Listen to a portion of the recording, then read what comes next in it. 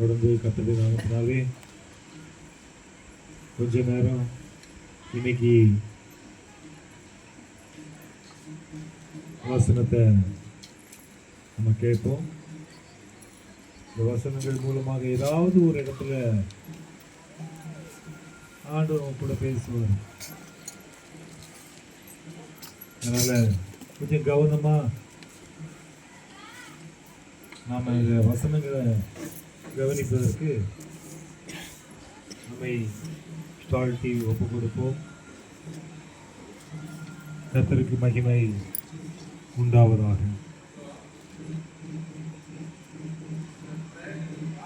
இயேசு கிறிஸ்து எப்படிப்பட்டவர்? பிரியமானவர்களே, இந்த பூமியிலே அவர் மனிதனுடைய சரீரத்திற்கு மட்டும் இரட்சகர் அல்ல, இந்த பூமிக்குரிய தேவைகளுக்கு மட்டும் ஆண்டவர் அல்ல. இந்த பூமிக்கு பின்பாக நமக்கு ஒரு வாழ்க்கை இருக்கிறது. அதுதான் அழிவில்லாத வாழ்க்கை, நித்திய வாழ்க்கை. அதனால தான் பேதுரு அவர்கிட்ட கேட்கும்போது,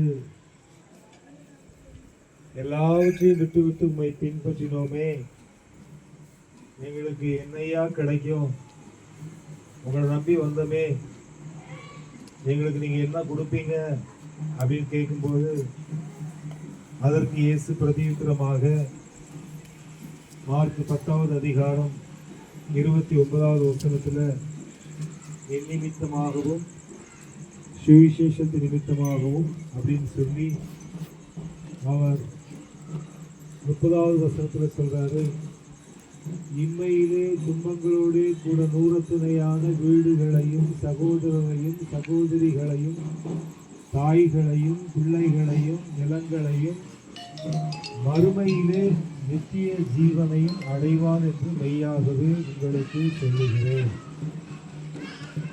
இன்னைக்கு நாம கொஞ்ச நேரம் ஒரு சின்ன சத்தியத்தை கவனிக்க போறோம். ஒவ்வொரு கர்த்தருடைய பிள்ளைகளுக்கும் மிக முக்கியமான ஒரு காரியமாக காணப்படுகிறது. என்ன அப்படின்னு சொல்லியாச்சுன்னா, நம்ம எப்பவுமே ஆசீர்வாதம், சுகம், பலன், ஆரோக்கியம், சமாதானம், பூமிக்குரிய காரியங்கள் குறித்து நிறைய நம்ம இந்த 9 ஆண்டுகளாக பார்த்து கொண்டே இருக்கிறோம் இல்லையா? அப்ப நான் இந்த இடத்துல உங்களுக்கு என்ன வார்த்தையை கொடுக்கலாம், எதை சொல்லலாம் என்று அப்படியே பைபிள் திருப்பிக்கிட்டே இருக்கேன். அப்படியே திருப்பிக்கிட்டே இருக்கும்போது பரிசுத்த தெய்வம் லூக்காவின் புத்தகம் 16வது அதிகாரத்துல 26வது வசனம், அதுவும் அல்லாமல் இவ்விடத்திலிருந்து உங்களிடத்திற்கு கடந்து போகவும் அவ்விடத்திலிருந்து எங்களிடத்திற்கு கடந்து வரவும் மனதுள்ளவர்களுக்கு கூடாதபடிக்கு எங்களுக்கும் உங்களுக்கும் நடுவே பெரும் பிளவு உண்டாக்கப்பட்டிருக்கிறது என்றார். பெரும் பிளவு என்று சொன்னால் ஒரு மிகப்பெரிய கேப். எங்களுக்கும் உங்களுக்கும், எங்களிடத்திலிருந்து உங்களிடத்திற்கு, உங்களிடத்திலிருந்து எங்களிடத்திற்கு. ஆமா, இந்த பூமியில நாம கூட குடிகாரன் இருக்கலாம், நம்ம கூட விபச்சாரக்காரன் இருக்கலாம், நம்ம கூட கெட்ட வார்த்தை பேசுறவங்க இருக்கலாம், நம்ம கூட ஆண்டவருக்கு பிரியமில்லாத காரியத்தை செய்யற நிறைய பேர் நம்ம கூட இருக்கலாம். ஒன்னா சாப்பிடலாம், ஒன்னா உலாவலாம், ஒன்னா சினிமா தியேட்டருக்கு போகலாம், ஒன்னா எல்லா காரியங்களையும் செய்யலாம். ஆனா அதற்கு பிறகு ரெண்டாவது செகண்ட் இன்னிங்ஸ் அப்படின்னு சொல்றோம் இல்லையா, அதுல என்ன ஆகுது அப்படின்னா, அது சொந்த சகோதரனா இருந்தாலும் சரி, தகப்பனா இருந்தாலும் சரி, தாயா இருந்தாலும் சரி, தங்கச்சியா இருந்தாலும் சரி, கணவனா இருந்தாலும் சரி, மனைவியா இருந்தாலும் சரி, அவர்களை பரிசுத்த தேவன் இரண்டாக பிரிக்கிறார். இந்த பூமியில எப்படி வேத புத்தகத்துல பரிசுத்தம் உள்ளவர்களுக்கும் பரிசுத்தம் இல்லாதவர்களுக்கும் ஒரு வித்தியாசத்தை கர்த்தர் காண்பித்து இந்த பூமியிலே மனிதனாக வாழும் போது இந்த ஜென்ம சரீரத்திலே ஒரு பிரிவை கர்த்தர் உண்டாக்குகிறாரோ, அந்த பிரிவை குறித்து லேவியராகமும் 20ஆம் அதிகாரம் 26வது வசனத்துல தெளிவா போட்டிருக்கு. லேவியராகமும் 20:27 நினைக்கிறேன், படிங்க. லேவியராகமம் 20ஆம் அதிகாரம், கர்த்தராகிய நான் பரிசுத்தராய் இருக்கிறபடியினாலே நீங்களும் எனக்கு ஏற்ற பரிசுத்தவான்களாய் இருப்பீர்களாக. நீங்கள் என்னுடையவர்களாய் இருக்கும்படிக்கு உங்களை மற்ற ஜனங்களை விட்டு பிரித்தெடுத்தேன். பாருங்க, உங்களை மற்ற ஜனங்களை விட்டு கர்த்தர் பிரித்திருக்கிறார்.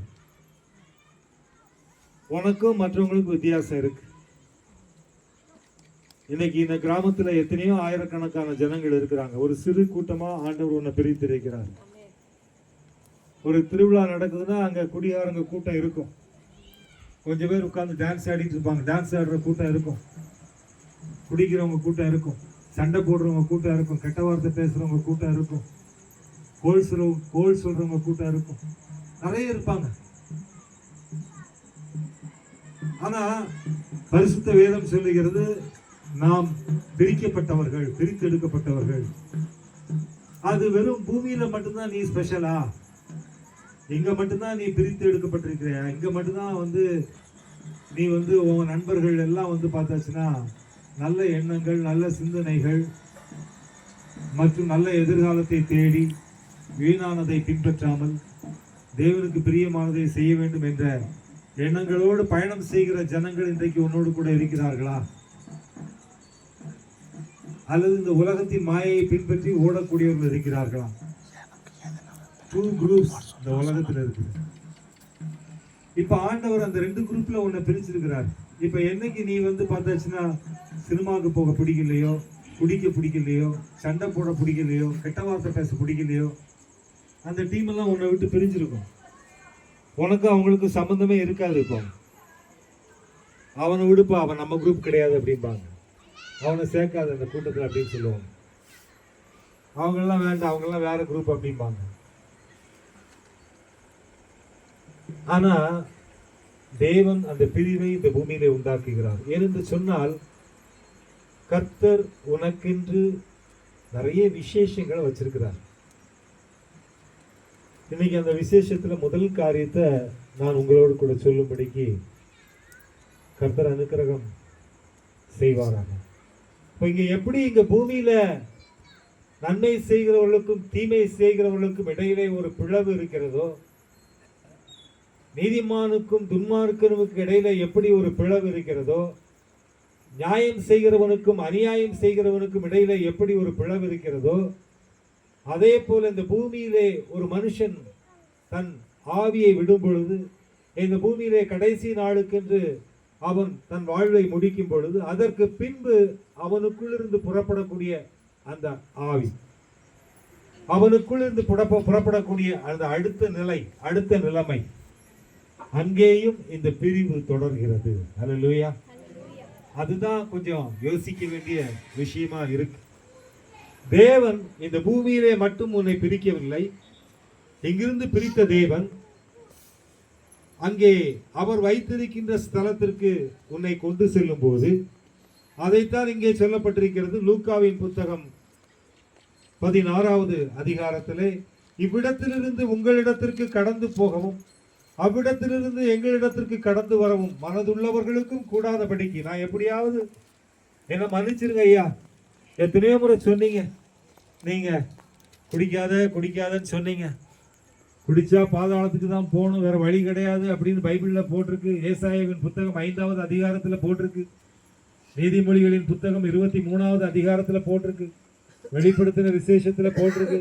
இப்படி பல இடங்கள்ல குடியினாலே தன்னுடைய சரீரத்தை சேதப்படுத்தக்கூடிய ஜனங்களுக்கு பாதாளம் ஆவென்று வாயை திறந்து கொண்டிருக்கும் என்று சொல்லி எத்தனையோ முறை சொன்னாங்க ஐயா. நாங்க அந்த காதுல வாங்கி இந்த காதுல விட்டுட்டோம். இன்னைக்கு இந்த நரக வேதனை படுறோம். எங்களை கொஞ்சம் நாங்க மனம் திரும்பிட்டோம், அந்த பக்கம் கொஞ்சம் மாத்தி விடுங்க. எந்த பக்கம்? அந்த பக்கம் எல்லாரும் சந்தோஷமா இருக்கிற அந்த இடத்துக்கு கொஞ்சம் மாத்தி விடுங்கன்னு சொல்லியாச்சுன்னா மாற்ற முடியாது. ஒண்ணே. அல்லேலூயா. இந்த பூமியில மனம் திரும்பினால் மட்டும்தான் எல்லா இடத்துலையும் கர்த்தர் சரியான இடத்துல கொண்டு போவார். இந்த பூமியில மனம் திரும்பவில்லை என்று சொன்னால், பூமியிலே நாம் மாறவில்லை என்று சொன்னால், நமக்கு நம்முடைய ஆத்துமாவுக்கும் ஆவிக்கும் கடைசி வரைக்கும் நிம்மதியே கிடையாது. அல்லேலூயா. ஏன்னா கர்த்தருக்கு பிரியமானவர்களே, பிரசங்கியின் புத்தகம் 12வது அதிகாரத்திலே சொல்லப்பட்டிருக்கிறது, இந்த பூமியிலே சரீரமானது சரீரத்தை விட்டு ஆவி பிரியும் பொழுது சரீரம் மண்ணுக்கு திரும்புகிறது, ஆவி தன்னை தந்த தேவனிடத்திற்கு திரும்புகிறது என்று வேதம் சொல்லுகிறது. அங்கே தேவன் என்ன செய்கிறார் அதைத்தான் இங்கே பார்க்கின்றோம். அதுவும் அல்லாமல் இவ்விடத்திலிருந்து உங்களிடத்திற்கு கடந்து போகவும் அவ்விடத்திலிருந்து எங்களிடத்திற்கு கடந்து வரவும் மனதுள்ளவர்களுக்கும் கூடாதபடிக்கு எங்களுக்கும் உங்களுக்கும் நடுவே பெரும் பிளவு. என்ன பிளவு? பெரும் பிளவு. ஒரு கிரேட் கேப், ஒரு பெரும் பிளவு உண்டாயிருக்கிறது என்றால் இப்போ அடுத்த வசனத்துல சொல்லப்பட்டிருக்கு, அப்பொழுது அவன், அப்படியானால் தகப்பனே, எனக்கு 5 பேர் சகோதரர் உண்டு, அவர்களும் வேதனையுள்ள இந்த இடத்திற்கு வராதபடிக்கு அவன் போய் அவர்களுக்கு சாட்சியாக அறிவிக்கும் பொருட்டு நீர் அவனை என் தகப்பன் வீட்டுக்கு அனுப்பும்படி உம்மை வேண்டிக் கொள்ளுகிறேன் என்றான். இப்ப நம்ம எதை பார்த்துட்டு இருக்கிறோம், இந்த சம்பவம் எங்க நடக்குது அப்படின்னு சொல்லியாச்சுன்னா, பூமியில நடக்கல. எங்க நடக்கல? லெவல் 1 பூமி, லெவல் 2 பரதீஸ், லெவல் 3 புதிய எருசலேம் ஆகிய பரிசுத்த நகரம், லெவல் 4 பரலோகம். அல்லேலூயா. பாருங்க, ஒவ்வொரு ஸ்டேஜ். இந்த பூமியில ஒரு மனுஷன் தன்னுடைய பாதை, தன்னுடைய பயணத்தை சரியான வழியிலே அவன் நடத்தும் பொழுது ஆண்டவர் இந்த ஃபர்ஸ்ட் லெவல்ல இருந்து கடைசி வரைக்கும் நேர்வழியாய் கொண்டு செல்லுகிற தேவன். அல்லேலூயா. இங்க இந்த இடத்தை பார்க்கும் பொழுது இங்கே சொல்லப்பட்டிருக்கிறது, அவன் சொல்றான், நான் வந்துட்டேன், இங்க ரொம்ப வேதனைப்படுறேன், என்னால முடியல, அக்கினி தகிக்குது, பயங்கர வேதனையா இருக்கு, ஒரு சொட்டு தண்ணி கூட எனக்கு கிடைக்கல, எனக்கு எத்தனையோ முறை சுவிசேஷம் சொன்னாங்க, இயேசு நல்லவர்னு சொன்னாங்க, பரிசுத்த தேவனுடைய நித்திய ஜீவனை குறித்து சொன்னாங்க, நித்திய வாழ்வை குறித்து சொன்னாங்க, நான் கீழ்ப்படியில, இன்னைக்கு நான் நரகத்துல அந்த தேவன் வைத்திருக்கிற அந்த கொடிய வேதனை, அந்த வேதனையுள்ள இடத்துல நான் இப்ப மாட்டிட்டு இருக்கிறேன், இப்ப நான் தான் செத்துட்டேன், என் பிரதர்ஸ் இருக்கிறாங்க, ஆமா, அது எத்தனை பேர் இருக்கிறாங்க? 5 பேர் இருக்கிறாங்க, என் தம்பிங்க, என் சகோதரர் 5 பேர் இருக்கிறாங்க, என்ன போல அவங்க கஷ்டப்படக்கூடாது, அவங்க செத்தா எங்க போறோன்னு அவங்களுக்கு தெரியாது, இந்த பூமிக்குரிய வாழ்க்கை மட்டும்தான் நிரந்தரமான வாழ்க்கைன்னு அவங்க நினைச்சிட்டு இருக்கிறாங்க. இந்த பூமிக்குரிய வாழ்க்கைக்கு பிறகு அதற்கு அடுத்த பயணங்களை குறித்தும் அந்த பயணங்களின் தொடர்ச்சியை குறித்தும் அவர்களுக்கு தெரியாது. ஐயோ, நான் படக்கூடிய வேதனை அவர்கள் படக்கூடாது, தயவு செய்து ஆமா அவர்களுக்கு போய் சாட்சியை அறிவிக்க வேண்டும், அதனால தயவு செய்து ரிட்டர்ன் யூட்டர்ன் போட்டு மறுபடியும் பூமிக்கு அனுப்புங்க. இங்க அனுப்புங்க, மறுபடியும் நான் பூமிக்கு போயிட்டு என்னுடைய தம்பிகள்லாம் பார்த்து அவங்கள காப்பாற்றணும். அப்போ ஆண்டவர் சொல்றாரு, ஒரு முறை தான்ப்பா வாழ்க்கை, ஒரு முறை தான், உன் டைம் முடிஞ்சு போச்சு, உனக்கு எப்படி சுவிசேஷம் சொல்லப்பட்டதோ அதே போல அவர்களுக்கும் சொல்லப்படும், அவர்கள் ஏற்றுக்கொண்டால் அவர்கள் வழி வேறு, ஏற்றுக்கொள்ளவில்லை என்று சொன்னால் உன் இடத்துக்கு அவங்களும் வருவாங்க, உன் இடத்துக்கு அவங்களும் வருவாங்க. கர்த்தருக்கு பிரியமானவர்களே, பரிசுத்த தேவன் இயேசு கிறிஸ்து இந்த பெரும் பிளவிலே 2 பகுதி காணப்படுகிறது. ஒன்று வேதனையுள்ள இடம். என்ன இடம்? வேதனையுள்ள இடம். அந்த வேதனையுள்ள இடம் என்று சொல்லி 27வது வசனத்திலே பார்க்கின்றோம். வேதனையுள்ள இடம். கர்த்தருக்கு ஸ்தோத்திரம். அதை குறித்து 23வது வசனம் சொல்லுகிறது, பாதாளம். அவன் வேதனைப்படுகிற போது அது வேதனையுள்ள இடமாக காணப்படுகிறது என்று நாம் பார்க்கின்றோம். அது மட்டுமல்ல, 22வது வசனம் சொல்லுகிறது, அது சுகமுள்ள இடம். என்ன இடம்? சுகமுள்ள இடம், சமாதானமுள்ள இடம், தேற்றப்படும் இடம், இளைப்பாறும் இடம். கர்த்தருக்கு பிரியமானவர்கள், 2 இடங்களை குறித்து இங்கே சொல்லப்பட்டிருக்கிறது. இங்கே 2 மனிதர்கள், ஒருவன் மனம் திரும்பினவன், ஒருவன் மனம் திரும்பாதவன். மனம் திரும்பினவன் ஆபிரகாம் மடியிலே தேற்றப்படுகிறான், மனம் திரும்பாதவன் வேதனையுள்ள இடத்திற்கு தள்ளப்படுகிறான். கர்த்தருக்கு பிரியமானவர்களே, கடைசி வரை ஆண்டவர் சான்ஸ் கொடுக்கிறார் மனம் திரும்புகிறது. மத்தேயு புத்தகத்தில், கர்த்தருக்கு ஸ்தோத்திரம், லூக்காவின் புத்தகம் 22 கள்ளர்கள் இயேசுவோடு கூட சிலுவையில் அடிக்கப்படுகிறார்கள். அந்த 2 பேர் கொலை குற்றங்களினாலே கைது செய்யப்பட்டு மரண தண்டனைக்கு பாத்திரவான்களாக காணப்பட்டவர்கள். அந்த 2 பேர்கள் அடிக்கப்படும் பொழுது அதில் ஒருவன் மனம் திரும்புகிறான். அவன் பரிசுத்த தேவனை நோக்கி கேட்கிறான். முதலாவது அவன் அந்த சிலுவையில் அடிக்கப்பட்டு இன்னும் கொஞ்ச நேரத்தில் உயிர் போக போகுது அவனுக்கு. இன்னைக்கு சிஎம்சி ஐசியூவில் இருக்கிற எத்தனையோ பேருக்கு உயிர் பிழைக்குமா போகுமா அப்படிங்கிறது தெரியாது. டாக்டர் வெளியில் இருக்கிறவங்களுக்கு தான் சொல்லுவாங்க, சொந்தக்காரங்களுக்கெல்லாம் சொல்லி அனுப்பிச்சிருங்க, ஏன்னா மேக்சிமம் 1 நாள் தான் இருக்கும் அப்படின்னு சொல்லுவாங்க. வெண்டிலேட்டர் எடுத்தாச்சுன்னா போயிடும் அப்படின்னு சொல்லுவாங்க. இங்கே அதே போலதான் தன்னுடைய இரத்தங்கள் எல்லாம் சிந்தப்பட்டு கொண்டிருக்கிறது. கர்த்தருக்கு ஸ்தோத்திரம். அந்த இரத்தம் சித்தப்பட்டு கொண்டிருக்கும் பொழுது, அந்த இரத்தமெல்லாம் போகும் பொழுது, அவன் மரணத்திற்கு நேராக சென்று கொண்டிருக்கக்கூடிய அந்த கொலை குற்றவாளி ஆகிய கள்ளன், 2 பேர் இயேசுவோடு கூட சிலுவையில் அடிக்கப்படுகிறார்கள். அடிக்கப்பட்ட இருவரில் ஒருவனுடைய இருதயம் குத்தப்படுகிறது. அவன் சொல்லுகிறான், அவன் இங்கே சொல்லப்படக்கூடிய வார்த்தை 40வது வசனம், மற்றவன் அவனை நோக்கி, நீ இந்த ஆக்கினைக்கு உட்பட்டவனாய் இருந்தும் தேவனுக்கு பயப்படுகிறது இல்லையா? நாமோ நியாயப்படி தண்டிக்கப்படுகிறோம், நாம் நடப்பித்தவைகளுக்கு தக்க பலனை அடைகிறோம், இவரோ தகாததொன்றையும் நடப்பிக்கவில்லையே என்று அவனை கடிந்து கொண்டு இயேசுவை நோக்கி, ஆண்டவரே, நீர் உம்முடைய ராஜ்யத்தில் வரும்போது அடியேனை நினைத்தருளும், ஆண்டவரே, நீர் உம்முடைய ராஜ்யத்தில் வரும்போது அடியேனை நினைத்தருளும். அங்க அந்த கொலை குற்றவாளியாகிய அந்த கள்ளன் அங்கே தன்னை ஒப்பு கொடுக்கிறான். இயேசுவே, நீர் மீண்டும் வரும்பொழுது என்னை நினைத்தருளும், என்னை தயவு கூர்ந்து நினைத்தருளும், இன்னும் கொஞ்ச நேரத்தில் நான் மறிக்க போறேன். கர்த்தருக்கு பிரியமானவர்களே, இன்னைக்கு காலையில் நம்முடைய ஆலயத்தில் 4வது ஞாயிற்றுக்கிழமை செய்தி கொடுக்குற ஜெயபால் ஐயா, எத்தனை வயசு இருக்கு? 84 வயசா? 82 வயசு, 82 84. அப்போ அவர் இன்னைக்கு காலையில் ஃபோன் பண்ணி சொன்னார், ஐயா நான் நாளைக்கு வரமாட்டேன். என்னையா, ஏன் வரமாட்டேங்க, என்ன விஷயம்? நான் இப்போ சேலத்தில் இருக்கிறேன், என்னுடைய தங்கச்சி ஆக்சிடெண்ட்டில் ரத்த வெள்ளத்தில் மருத்துவமனையில் கொண்டு போய் சேர்த்தாங்க. ஆனால் ரத்தம் ஃபுல்லாக போனதுனால எவ்வளோ பாட்டில் ரத்தம் ஏற்றினாலும் அவர்கள் பிழைப்பது கடினம் என்று டாக்டர் சொல்லிட்டாங்க. அதனால் ரொம்ப டவுட்டாக இருக்குது, அநேகமாக இளைப்பாறுதலுக்குள்ளே போயிடுவாங்கன்னு நினைக்கிறேன். நான் ஜெபம் பண்ணிக்க, நாளைக்கு வர முடியாது, நான் எல்லாம் இருந்து முடிச்சுட்டு தான் வருவேன் அப்படின்னு அவர் சொன்னார். ரத்தம் முழுவதுமாக அந்த விபத்து நிமித்தம் போனபடினால, ரத்தம் சிந்தினபடினால அங்கே ஜீவன் போய்விட்டது. இப்போ அவங்க கோமாவில் இருக்கிறாங்க, அதனால் பிழைப்பது கடினம்னு டாக்டர் சொல்லிட்டாங்க, அதனால் நான் இருந்து முடிச்சுட்டு வரேன் அப்படின்னு சொன்னார். கர்த்தருக்கு பிரியமானவர்கள், இங்கே இந்த திருடன், இந்த கள்ளன் இன்னும் கொஞ்ச நேரத்தில் சாக போகிறான். இங்கே இன்னைக்கு காலையில் சொல்லும்போது உறவுகள் எல்லாம் வந்துட்டாங்க, நாங்கள் எல்லாம் ரெடியாக இருக்கிறோம். எதுக்கு? அந்த அம்மா போயிடுவாங்க, எல்லாம் முடிச்சுட்டு வரலாம் அப்படின்னு. இங்கே இந்த திருடன் இன்னும் கொஞ்ச நேரத்தில் சாக போகிறான். கண்டிப்பாக அவனுக்கு சொந்தக்காரங்க இருந்திருப்பாங்க, எல்லாருமே சுற்றி இருந்திருப்பாங்க. சிலுவையில் அடிக்கப்படக்கூடிய அந்த திருடனை பார்த்து, ஐயோ என் மகனே, ஆசையாய் வளர்த்தேனே, நீ குற்றத்தை செய்து இப்படி ஒரு கொலை குற்றவாளியாக இன்னைக்கு தண்டிக்கப்படுகிறாயே, இந்த பூமியிலே உன் வாழ்க்கை பறிபோனதே என்று சொல்லி அவனுக்காக பரிதபித்திருப்பார்கள். அவன் வாழ்க்கையை இழந்தவனாக தன் வாழ்க்கையை முடிக்கும்படியாக அந்த சிலுவையிலே தொங்குகிறான்.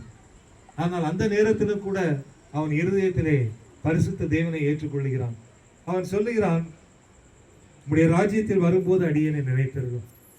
தேவனுடைய ராஜ்யம், அந்த ராஜ்யத்தை குறித்த உணர்வு அவனுக்குள் வருகிறது. மரிக்கும் தருவாயிலே மரணம் தனக்கு வரப்போகிறது. அந்த தருவாயிலே அவன் முடிவு செய்து விட்டான், இந்த பூமியிலே என் உயிர் பிரிய போகிறது, நான் இந்த பூமியிலே மரணத்துக்கு நேராக சென்று கொண்டிருக்கிறேன், இன்னும் சற்று நேரத்தில் நான் எங்கே போவேன் என்று தெரியாது, இந்த பூமிக்கு பிறகு என்ன வாழ்க்கை என்று எனக்கு தெரியாது. ஆனாலும் இங்கே எல்லோரும் சொல்லுகிறார்கள், இவர் ஜீவனுள்ள தேவனுடைய குமாரன் கிறிஸ்து இயேசு, மரித்தோரை உயிரோடு எழுப்புகிறவர், அவர் நேற்றும் என்றும் என்றும் மாறாதவர் என்று சொல்லுகிறார்கள். நித்திய ஜீவனை கொடுப்பேன் என்று எல்லோருக்கும் அவர் வாக்குரைக்கிறார் என்று சொல்லுகிறார்கள். அவர் சொல்லுகிறார், மரித்தோர் மீண்டும் எழுவார்கள் என்று அவர் சொல்லுகிறார் என்று அநேகர் சொல்லக்கூடிய வார்த்தைகளை அவனும் கேட்டிருக்கிறான். அதனால் அவங்க சொல்லுகிறான், தேவனுடைய ராஜ்யத்தில் இது வரும்பொழுது என்னை சேர்த்துக்கொள்ளும். கர்த்தருக்கு பிரியமானவர்களே, அப்பொழுது பரிசுத்த தேவன் அவனுக்கு ஒரு வாக்கு கொடுக்கிறார், இன்றைக்கு நீ என்னுடனே கூட பரதீசில் இருப்பாய் என்று மெய்யாகவே உனக்கு சொல்லுகிறேன். ஹல்லேலூயா. பரிசுத்த தேவன் அங்கே ஒரு வார்த்தையை சொல்லுகிறார், இன்றைக்கு, டுடே அப்படின்னு கொஞ்ச நேரத்துல அவன் மரணமடைய போகிறான். இயேசு கிறிஸ்துவும் அங்கே மரணமடைய போகிறான். இன்னொரு கள்ளன் இருக்கிறான், அவனும் அங்கே மரணமடைய போகிறான். 3 சாவு அன்னைக்கு நடக்குது. ஒரு சாவு சதா காலங்களில் உயிரோடு இருக்கிற தேவன், மற்ற 2 சாவு கள்ளர்கள். 3 பேரும் சிலுவையில் தான் அடிக்கிறாங்க. அதனால் தயவு செய்து சிலுவையை கட்டி தொங்க விட்டுட்டு அலையாதீங்க. சிலுவை இயேசுவுக்கு மட்டும் அங்கே கொடுக்கப்படவில்லை, கொலை குற்றவாளிகள் அத்தனை பேருக்கும் சிலுவை கொடுக்கப்பட்டது. ஹல்லேலூயா. அதை குறித்து ஏசாயாவின் புத்தகம் 44வது அதிகாரத்தில் மிக தெளிவாக சொல்லப்பட்டிருக்கிறது. கட்டி தொங்க விட்டுட்டு அலைகிறவன் முட்டாள், மூடன் அப்படின்னு பைபிள்ல கிளியரா போட்டிருக்குது. ஹல்லேலூயா. ஆமா, அதனால பைபிள் படிச்சாதான் நமக்கு உண்மை தெரியும், சத்தியம் தெரியும், இல்லைன்னா தெரியாது. போன வாரம் ஜெபம் பண்ணும்போது ஒருத்தர் ஊழியக்காரன் வந்து உட்கார்றாரு ஒரு இடத்துல, சைடில் காதில் கடுக்கன் போட்டுக்கிறார். என்ன போட்டுக்கிறாரு?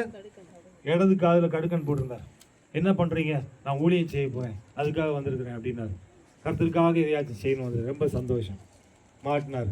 அன்னைக்கு செய்தி கடுக்கனை குறித்து தான். ஹல்லேலூயா. ஆமாம், அந்த கடுக்கன் யாருக்கு போடுவாங்க?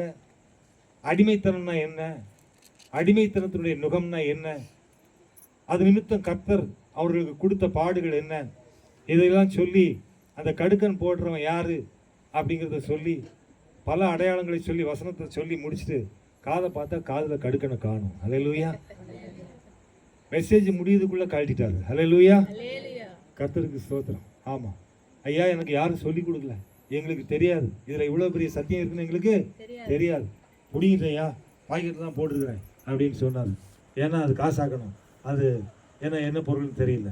அதனால் கர்த்தருக்கு பிரியமானவர்களே, இந்த கள்ளன் கொலை குற்றவாளி கடைசி நிமிடத்திலே மனம் திரும்புகிறான். ஹல்லேலூயா. ஆண்டவர் ரொம்ப அற்புதமான ஒரு வாக்கு கொடுக்கிறாரு. என்னைக்கு? அடுத்த வாரம், அல்லது நான் மறுபடியும் வரும்போது, நான் மறுபடியும் உயிர்த்தெழுதல் நடக்கும்போது, அல்லது நான் மறுபடியும் வந்து பார்த்தாச்சுன்னா நான் இது 2ஆம் வருகையில் வரும்பொழுது, அதெல்லாம் சொல்லல.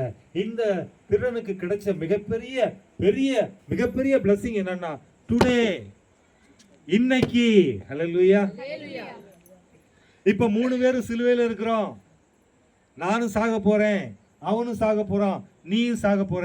ஆனா நீ இன்று என்னை ஏற்றுக்கொண்டபடியினாலே, நீ இன்று பரலோக ராஜ்யத்தை குறித்த விசுவாசம் உனக்கு வந்தபடியினாலே, நீ மரணத்துக்கு பிறகு ஒரு ஜீவன் உண்டு என்று விசுவாசித்தபடியினாலே, இன்றைக்கு நீ பரதீசில் என்னோடு கூட இருப்பாய். ஹல்லேலூயா. டுடே.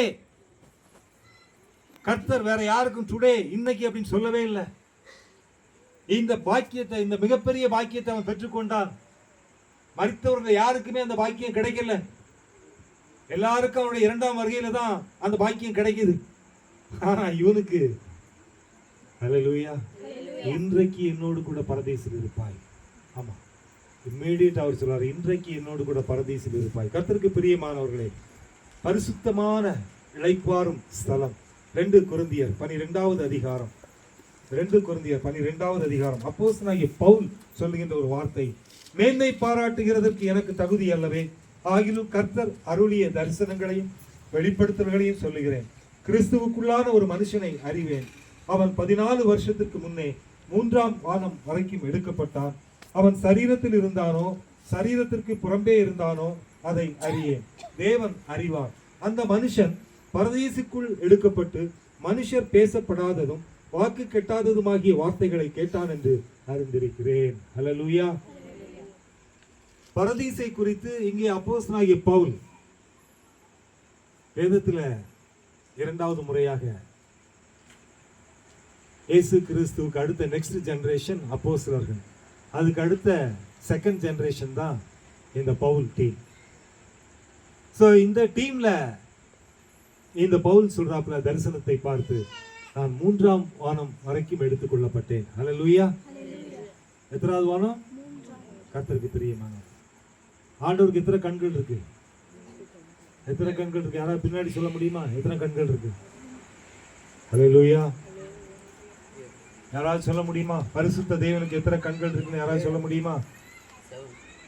7 கண்கள். ஹல்லேலூயா. சகரியாவின் புத்தகத்தில் படிச்சு பார்த்தீங்கன்னா 7 கண்கள்னு போட்டிருக்கு. ஹல்லேலூயா.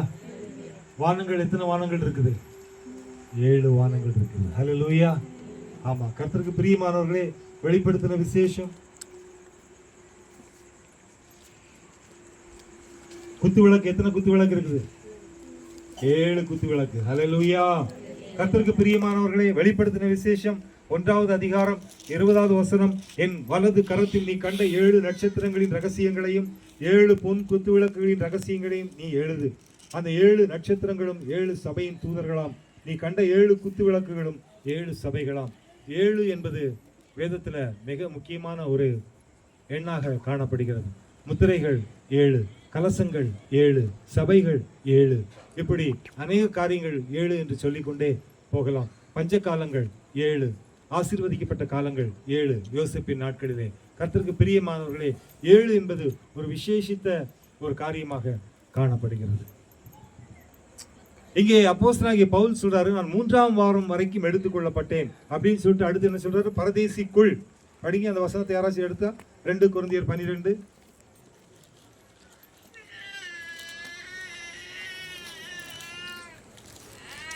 அந்த மனுஷன் பரதீசுக்குள் எடுக்கப்பட்டு மனுஷர் பேசப்படாததும் வாக்கு கெட்டாததுமாகிய வார்த்தைகளை கேட்டான் என்று அறிந்திருக்கிறேன். அல்லேலூயா. விசுவாசிக்கிறவங்க அல்லேலூயா சொல்லுங்க. விசுவாசிக்கிறவங்க ஆமென் சொல்லுங்க. ஆமென். அல்லேலூயா. கர்த்தருக்கு பிரியமானவர்களே, பரதீசு லெவல் 2, பாதாளம். கர்த்தருக்கு பிரியமானவர்களே, வேதனை உள்ள இடம். என்ன இடம்? வேதனை உள்ள இடம். அந்த 2 பேர் சிலுவையில் அடிக்கப்பட்டதுல ஒருத்தன் பரதீசுக்கு வந்துட்டான். அல்லேலூயா. கடைசி நிமிடத்துல அவன் மனம் திரும்பினான், ஆண்டவருக்கு தன்னை ஒப்பு கொடுத்தான். கர்த்தர் உண்டு பண்ணி இருக்கிற அருமையான இடங்களுக்குள் அவன் பிரவேசிக்க ஆரம்பித்தான். அல்லேலூயா. எத்தனை மகிமை நிறைந்த பாக்கியத்தை பரிசுத்த தேவன் அவனுக்கு கொடுத்தார். அல்லேலூயா. சந்தோஷமா இருக்கிறவங்க ஒரு அல்லேலூயா சொல்லுங்க. அல்லேலூயா. கர்த்தருக்கு பிரியமானவர்களே, அருமையான ஒரு சில காரியங்களை நாம இப்ப பார்த்து கொண்டிருக்கின்றோம். கர்த்தருக்கு மகிமை உண்டாவதாக. அடுத்து 3வது இடம், வெளிப்படுத்தின விசேஷம் 21வது அதிகாரம் 2வது வசனம். வெளிப்படுத்தின விசேஷம் 21:2. யோவானாகிய நான் புதிய எருசலேமாகிய பரிசுத்த நகரத்தை தேவனிடத்திலிருந்து பரலோகத்தை விட்டு இறங்கி வர கண்டேன். அல்லேலூயா. அது தன் புருஷனுக்காக அலங்கரிக்கப்பட்ட மணவாட்டியை போல ஆயத்தமாக்கப்பட்டிருந்தது. ஆமா, இதுதான் அடுத்த லெவல், புதிய எருசலேமாகிய பரிசுத்த நகரம். அல்லேலூயா. அதற்கு அடுத்துதான் பரலோகம். கர்த்தருக்கு பிரியமானவர்களே, இது எல்லாம் கர்த்தருடைய பிள்ளைகளாகிய நமக்கு தேவன் வைத்திருக்கிற, ஆயத்தப்படுத்தி வைத்திருக்கிற இடங்கள். இந்த பூமியில காணப்படக்கூடிய இந்த குறுகிய கொஞ்ச கால வாழ்நாட்களை நாம தேவனுக்கு பிரியமாக வாழ கற்றுக்கொள்வோம். அல்லேலூயா.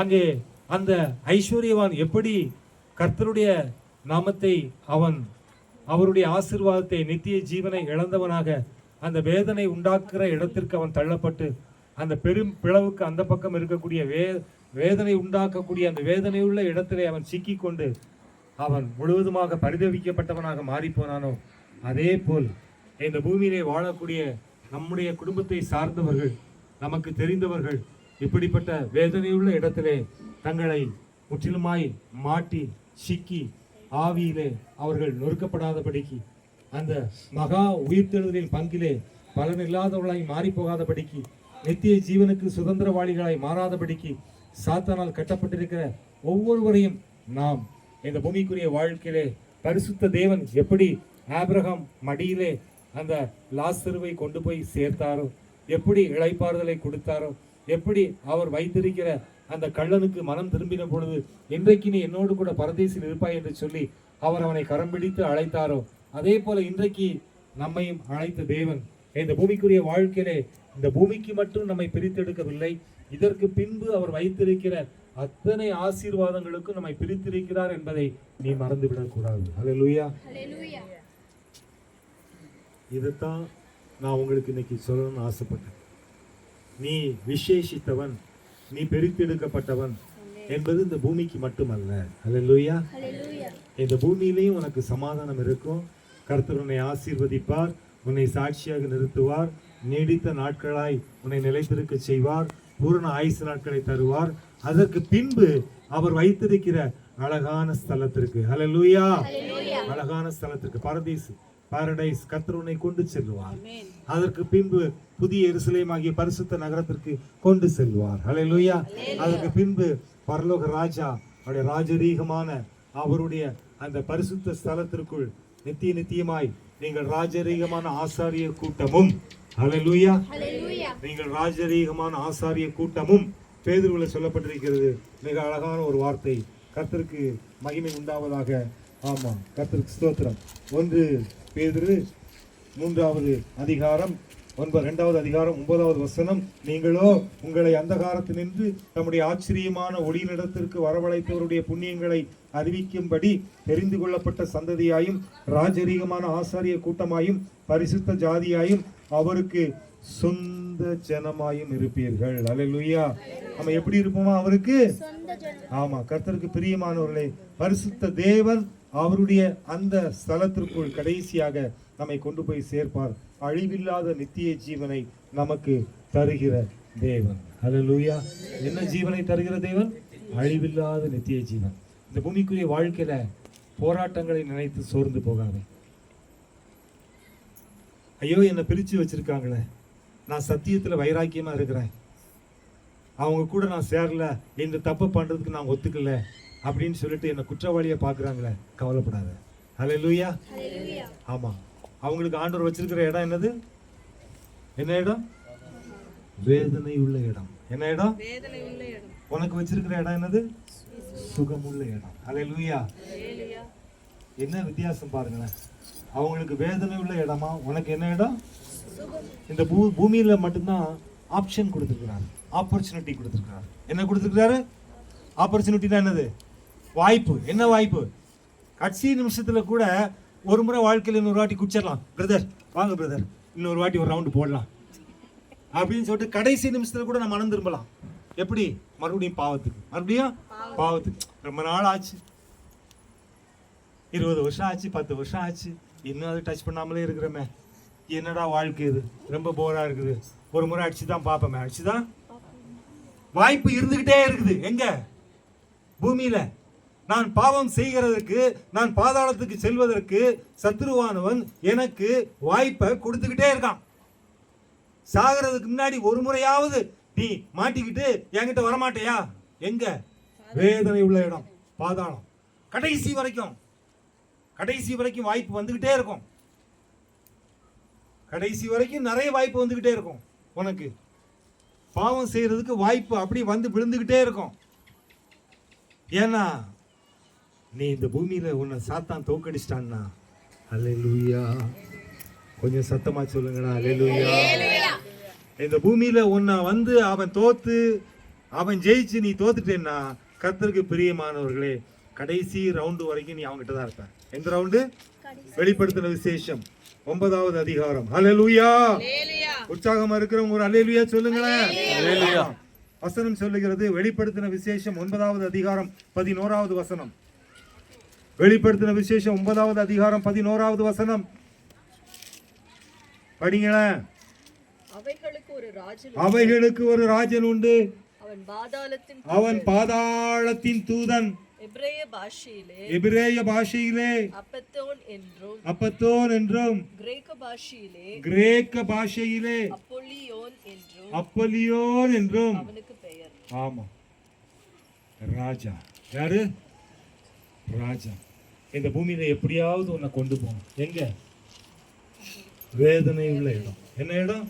ஐயோ, முடியலையே. வேதனை உள்ள இடம்.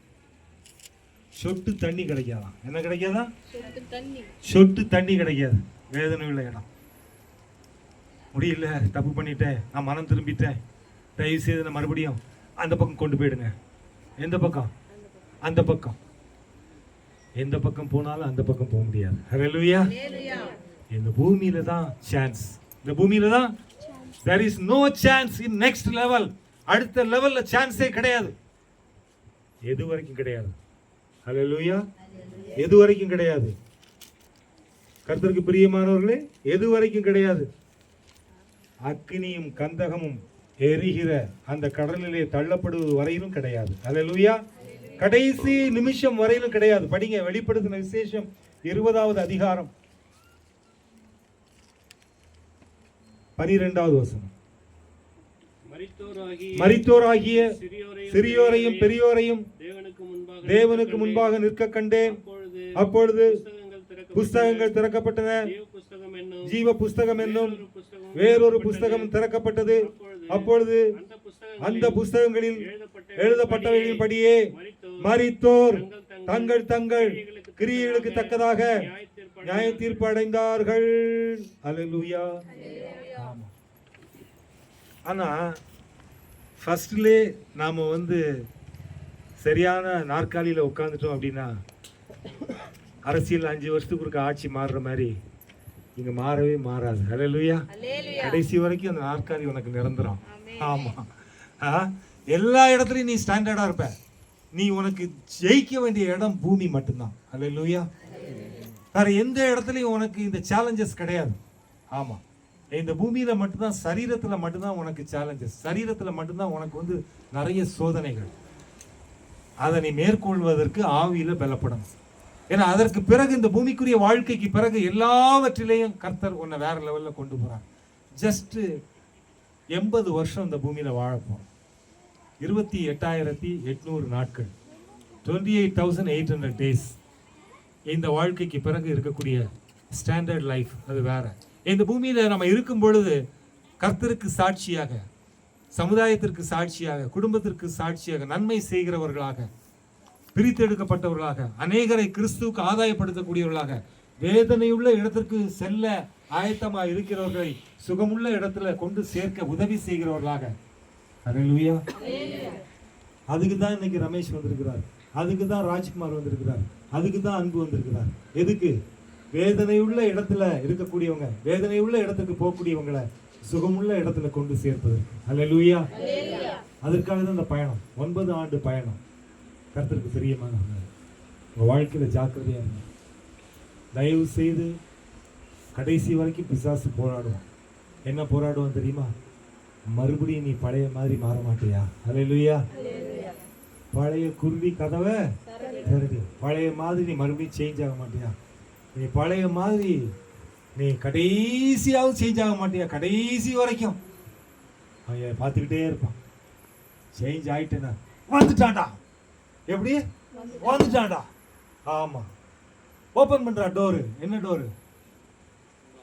பைபிளில் இருக்கு, டெத் டோர். என்ன டோரு? மரண அறை. எடுத்த படிக்க பார்ப்போம். மரண அறை. என்ன அறை? ஆமாம். அப்படின்னா நம்ம நினச்சிட்டு இருக்கிறோம் இங்கே இருக்கிற குழி தான் ஸ்டாண்டர்டுன்னு நினச்சிட்டு இருக்கிறோம். ஹல்லேலூயா. எங்கே இருக்கிற குழி? இங்கே நம்ம குழி கொடுப்பாங்க, இல்லைன்னா குழி கிடைக்காதுன்னு சொல்லிட்டு இருக்கிறோம் இல்லையா? அந்த குழியை நம்பிட்டு இருக்கவங்க அங்கே ஒரு குழி வச்சுருக்காரு. அந்த குழி பைபிளில் போட்டுருக்கு. அந்த குழியிலேருந்து எத்தனை 1000 வருஷம் ஆனாலும் எழுந்திருக்கவே முடியாது. அந்த மாதிரி குழி. ஆமாம். அது நல்ல லாக் போட்டு பூட்டி வச்சுருக்கிறார். அந்த லாக் கீ வந்து யார்கிட்ட இருக்குது? இதோ நான் மரணத்திற்கும் பாதாளத்திற்கும் உரிய திறவுகோலை உடையவராய் இருக்கிறேன். ஹல்லேலூயா. நான் மரணத்திற்கும் பாதாளத்திற்கும் உரிய திறவுகோலை உடையவராய் இருக்கிறேன். மரணமானாலும் சரி, பாதாளமானாலும் சரி, அதனுடைய திறவுகோலும் பரிசுத்த தேவனிடத்தில் தான் இருக்கிறது. இன்றைக்கு நாம் நம்மை அவரிடத்தில் ஒப்புக் கொடுக்கும் பொழுது அவர் நம்மை இந்த பூமியிலே சுகமாய் வாழ வைப்பார், சுகமுள்ள இடத்திற்கு கொண்டு செல்வார். இந்த பூமியிலேயும் வேதனை இல்லை, அடுத்த ஜென்மத்திலும் வேதனை இல்லை. ஹல்லேலூயா. எடுத்தீங்களா? மரண அறை. என்ன அறை? மரண அறை. கர்த்தருக்கு பிரியமான அறை. வெளிப்படுத்தின விசேஷத்துல இருக்கு, நீதிமொழிகள் இருக்கு. கர்த்தருக்கு பிரியமானது. இன்றைக்கும் நாம் ஒரு விஷயம் நம்ம ஒப்பு கொடுப்போம். எந்த சிச்சுவேஷன்ஸ்லையும் வார்த்தைக்கு விரோதமாக செயல்படாது. என்னை கூப்பிட்டாங்க, நானும் போயிட்டு எப்படி குடத்தை போயிட்டு சுற்றிட்டு ஒரு ரவுண்டு அடிச்சுட்டு வந்துடுவேன். ஆமாம், நானும் போயிட்டு இந்த காரியத்தை செஞ்சுட்டு வந்துடுறேன். நானும் போயிட்டு மந்திரம் போட்டு வந்துடுறேன். நானும் போயிட்டு சகுனம் பார்த்துட்டு வந்துடுறேன். நானும் போயிட்டு ஜோசியம் கேட்டு வந்துடுறேன். நானும் போயிட்டு இப்படி தேவனுக்கு பிரியமில்லாத எந்த காரியத்தை நீ செய்தாலும் இன்னைக்கு பைபிளில் போட்டிருக்கு. என்ன இடம்? வேதனை உள்ள இடம். என்ன இடம்? இன்றைக்கு நாம் ஜாக்கிரதை உள்ளவர்களாக இருப்போம். நீதிமொழிகள் 7:27 படிங்க சத்தமா. அவள் வீடு பாதாளத்திற்கு போகும், அது மரண அறைகளுக்கு கொண்டு போய்விடும். என்ன அறை? மரண அறை, டெத் ரூம். ஆமா, அடுக்கம்பாறை ஹாஸ்பிட்டல்ல சிஎம்சியில் பார்த்தாச்சுன்னா மார்ச்சுவரி வார்டு, மார்ச்சுவரி ரூம் வச்சிருப்பாங்க. அப்படியே ரேக் ஒவ்வொன்றா ஓப்பன் பண்ணா உள்ள நேற்று போன கேஸு, முந்தா நாள் போன கேஸு, போன வாரம் போன கேஸு எல்லாம் லைனாக இருக்கும் உள்ள. ஆமாம், கர்த்தருக்கு பிரியமானவங்க. தனித்தனி அறைகள். அதே போல் ஆண்டவர் எங்கே வச்சிருக்கிறாரா? மரண அறைகளை பாதாளத்தில் வச்சிருக்கிறார். கர்த்தருக்கு பிரியமானவங்க. இன்றைக்கு நாம் தேவ சமூகத்தில் நம்மை ஒப்புக் கொடுப்போம். தேவனே, அந்த கள்ளன் கடைசி நிமிடத்தில் அழகான ஒரு வார்த்தையை சொன்னான். அந்த வசனத்தை படிங்க. படித்த வசனத்தை லூக்காவின் புத்தகம் லூக்கா 23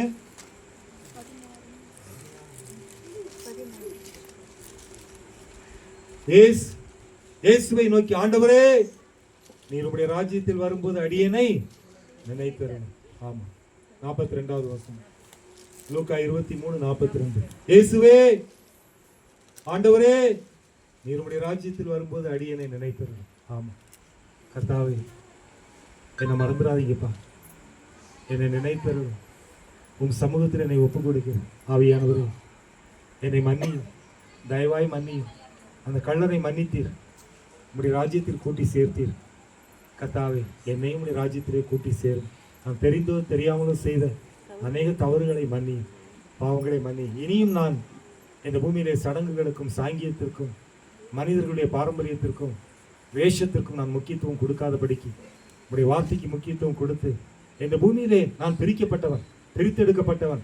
அது இந்த பூமிக்காக மாத்திரமல்ல, அதற்கு பிறகு எனக்கு பரதீஸ் இருக்கிறது, அதற்கு பிறகு புதிய எருசலேம் ஆகிய பரிசுத்த நகரம் இருக்கிறது, அதற்கு பிறகு பரலோகம் இருக்கிறது.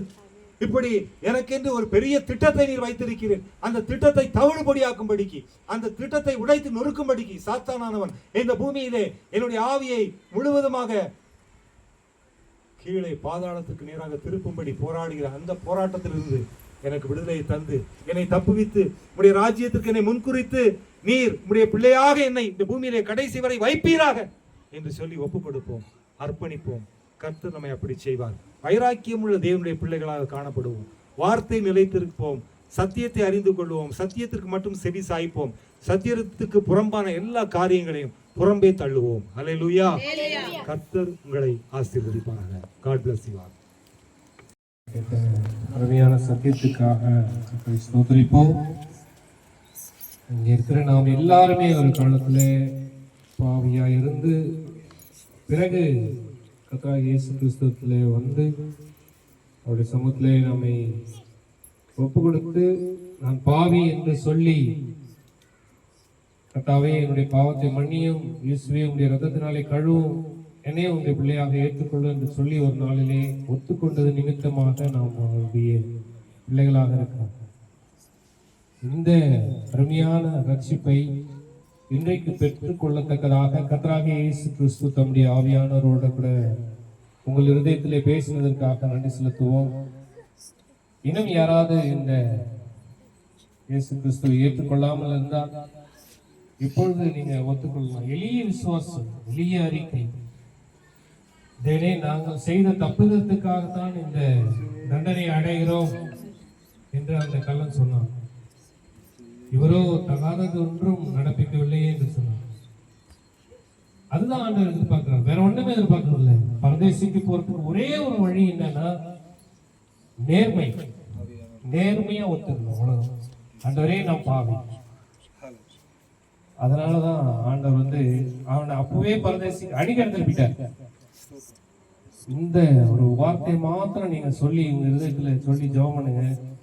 ஆண்டவரே நான் பாவி, என்னை கைவிட்டுறாதீங்கப்பா, நான் அந்த பாதாளத்துக்கு போயிடக்கூடாதுப்பா,